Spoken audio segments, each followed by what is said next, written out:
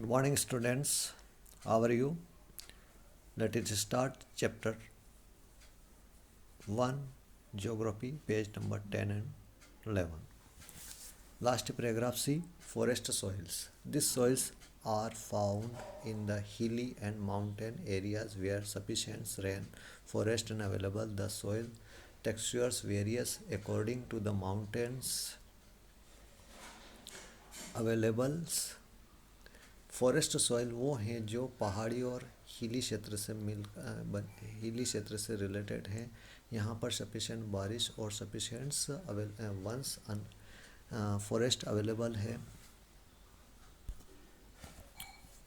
So these soils textures varies according to minimum mountains environment where they are formed. They are loamy and salty in valley side or cross generate in the upper slopes. In this show covered area of the Himalaya, these soils experience dilutions and are acidic with low humus content. The soils found in the lower part of the valley, particular on the rivers Trace and alluvial fans and fertilize.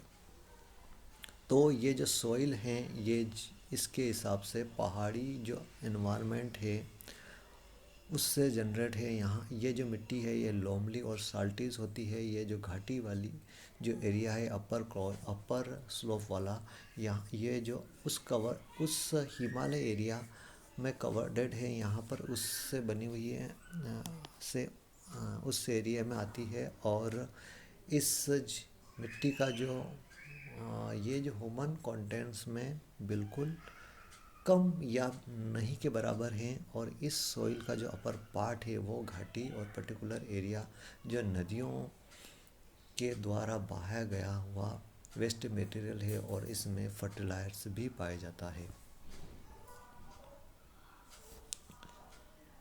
फिर आता है आपका soil erosions and soil conservations, मिट्टी का संरक्षण और मिट्टी का अपर्दन.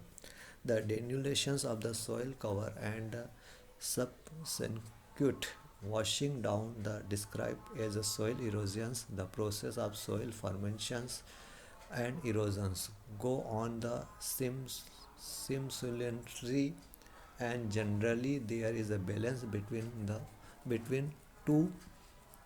Sometimes the belong the destroyed due to human activities like deforestations, overgrazing, constructions and mining. With natural force like wind, glacier and water lead soil erosions. Running water cut through the clay soils and make deep canals as gullies. The land become until the cultivations and like now and band land in the Chabbal basins, such hands called the rivers sometimes. Soil erosion, soil अपोर्जन्स, मिट्टी का जो ऊपरी हिस्सा है वो जो नदियों और बारिश के समय जो बहाया जाता है या ह्यूमन एक्टिविटी की वजह से जो मिट्टी का बैलेंस जो टॉप हिस्से में है उसका ह्यूमन एक्टिविटी जो डिफॉरेस्टेशन करता है, पेड़ों की कटाई, खेती करना, माइनिंग करना या कंस्ट्रक्शंस करना. तो इसमें जो मिट्टी और जो रनिंग वाटर हैं, जो बारिश का पानी से जो मिट्टी बह जाती है, ये एक प्रकार से मिट्टी का संरक्षण है. और चंबल बेसिन में इस प्रकार की एक्टिविटी पाई जाती है. Sometimes water flow as a sheet over large area down the slope. In such cases, the topsoil is washed away. This is a sheet erosions. Wind blow loose soil float and sloping land. Now as a wind erosion, soil erosion also fused due to defensive methods and farming plugging in the wrong way up and down the slope from canals for the quick flow of water leading to soil erosions.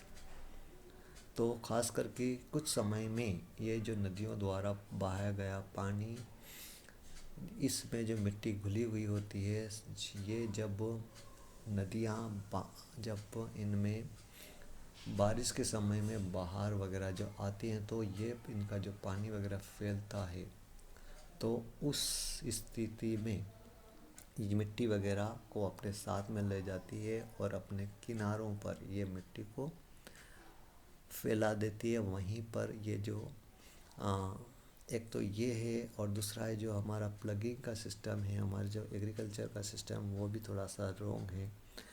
तो इस प्रकार से मिट्टी का erosions होता है।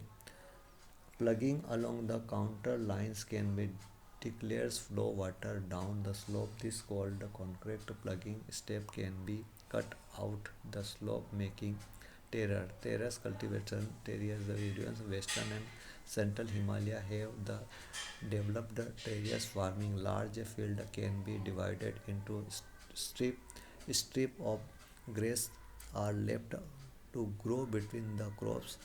This broke up the force of wind. This method is now the strip cropping. Plugging lines the tree create shelter also work a similar way.